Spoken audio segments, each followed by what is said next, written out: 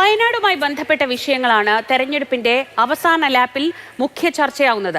കോൺഗ്രസിന്റെ പുനരധിവാസ പദ്ധതിയുമായി ബന്ധപ്പെട്ടും ശ്രുതിയുടെ വീടുമായി ബന്ധപ്പെട്ടും ആരോപണങ്ങളും പ്രത്യാരോപണങ്ങളും അവസാന നിമിഷവും തുടരുകയാണ്. വയനാട് മുൻ DCC പ്രസിഡന്റ് NM വിജയന്റെ ആത്മഹത്യയുമായി ബന്ധപ്പെട്ടും പുതിയ വിവാദങ്ങൾ ഉയരുന്നു. വയനാട്ടിലെ മുണ്ടക്കൈ ചൂരൽമല ദുരന്തത്തിന് ശേഷം പ്രഖ്യാപിക്കപ്പെട്ട പുനരധിവാസ പദ്ധതികളും ദുരന്ത ബാധിതരുമെല്ലാം നിയമസഭാ തെരഞ്ഞെടുപ്പിൽ മുഖ്യ ചർച്ചയാകുന്ന കാഴ്ചയാണ് അവസാന ലാപ്പിൽ കാണുന്നത്. ദുരന്തത്തിൽ ഏറ്റവും വലിയ ആഘാതമേറ്റുവാങ്ങിയ ശ്രുതിക്ക് വീട് നൽകാമെന്ന് പറഞ്ഞ T. സിദ്ദിഖ് MLA പറ്റിച്ചതായി കഴിഞ്ഞ ദിവസം CPIM വയനാട് ജില്ലാ സെക്രട്ടറി K. റഫീഖ് ആരോപിച്ചിരുന്നു. ഇതിന് മറുപടിയുമായി സിദ്ദിഖ് രംഗത്തെത്തുകയും ചെയ്തു. എന്നാൽ ഇന്ന് മുഖ്യമന്ത്രി പിണറായി വിജയൻ തന്നെ ആ വിഷയം ഉന്നയിച്ചു.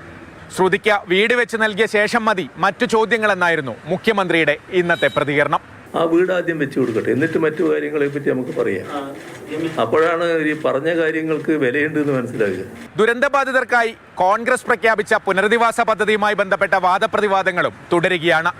ഇക്കാര്യത്തിൽ കോൺഗ്രസിനെ പ്രതിക്കൂട്ടിൽ നിർത്തി ഇന്ന് ഇടതുമുന്നണിയിൽ നിന്ന് രംഗത്തെത്തിയത് മന്ത്രി P. രാജീവും CPI സംസ്ഥാന സെക്രട്ടറി ബിനോയ് വിശ്വവുമായിരുന്നു.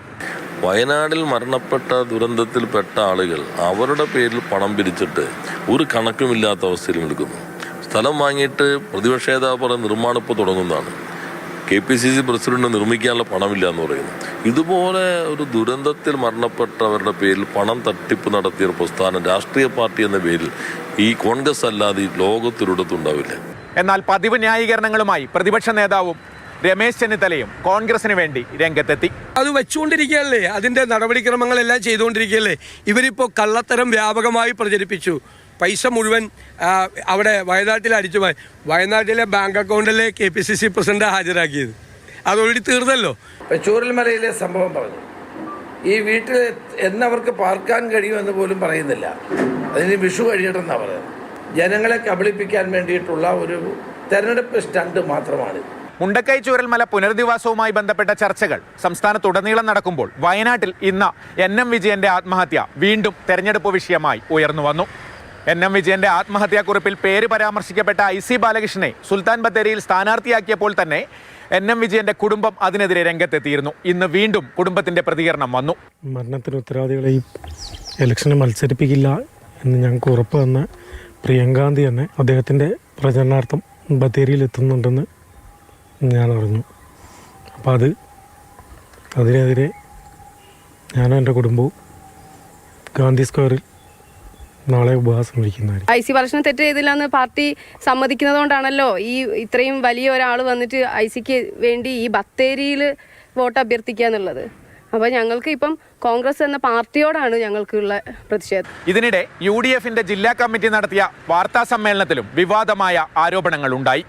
മുസ്ലിം ലീഗിന്റെ ജില്ലാ നേതാവ് T. മുഹമ്മദാണ് NM വിജയന്റെ ആത്മഹത്യയുമായി ബന്ധപ്പെട്ട വിവാദമായ ചില വെളിപ്പെടുത്തലുകൾ നടത്തിയത്. NM വിജയന്റെ മരണവുമായി ബന്ധപ്പെട്ട് കോൺഗ്രസ് പാർട്ടിക്കോ IC ബാലകൃഷ്ണൻ MLAക്കോ യാതൊരു പങ്കുമില്ല.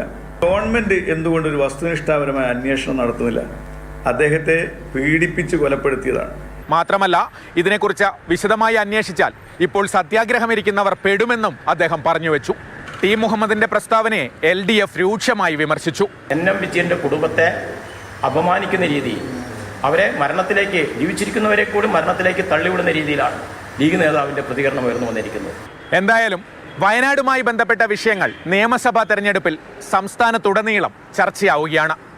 LDFും UDFും ഇതുമായി ബന്ധപ്പെട്ട ആരോപണങ്ങളും പ്രത്യാരോപണങ്ങളും തന്നെയാണ് ഓരോ ദിവസവും ഉന്നയിക്കുന്നത്. കമൽ, മാതൃഭൂമി ന്യൂസ്, വയനാട്.